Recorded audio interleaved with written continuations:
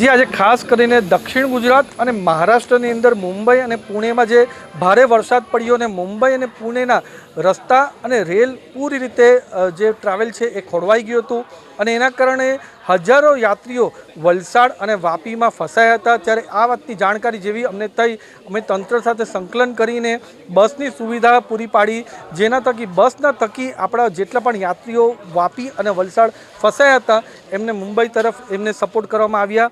સાથે સાથે આ વસ્તુની અમને જાણ થઈ, અમે પોતે અહીંયા આવીને યાત્રીઓ માટે ફૂડ પેકેટનું આયોજન કર્યું।